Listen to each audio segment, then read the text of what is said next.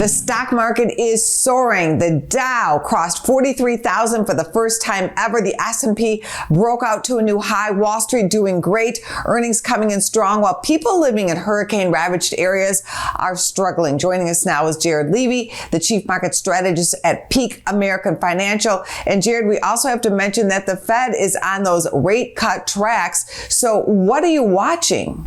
Yeah, I mean, it's great to be with you again, Ange. You know, one of the things, obviously, all of that is taken into consideration. You know, Florida, unfortunately, all that's happened there, I mean, it's been a 1-2 horrible punch for the state that will impact, you know, some of our GDP. But what it will also do is, remember, all those repairs need to be done.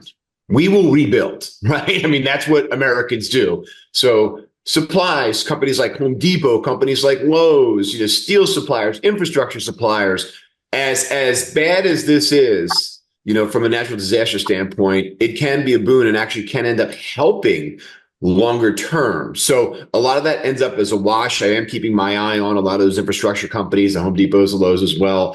You know, obviously banks, interesting here, you know, as we move along, it's all about the future. It's all about, you know, what does the consumer look like? And right now, people still believe that the consumer's in a pretty good spot. You know, Jamie Dimon, probably not as much so, but, you know, I'd say the consensus is that, you know, the consumer's all right here. What is your trade of the day? For me, I'm looking at UNH, UnitedHealth. They are the largest insurer in the States. You know, they are absolutely massive. When I started to dig deeper in the numbers, the shares are trading around $580, somewhere in there. They report earnings here on the 15th. So right now, the options markets are predicting about a $30 potential move in the stock.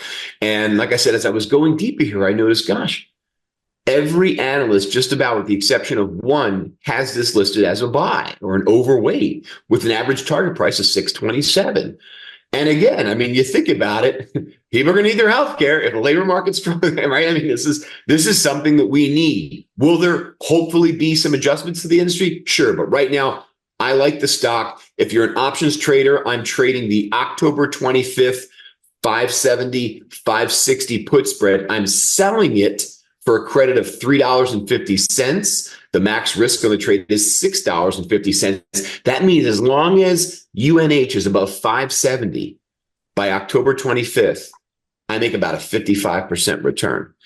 If you're a stock trader only, I think you can buy the stock here. I would sell a covered call against it, maybe $5 or $10 above just to hedge a little bit. But again, I think UNH will continue to win here, at least for the next several months, until somebody figures out a way to balance out our healthcare system. And we shall see how those insurance companies do profit-wise this earnings season. Thank you, Jared.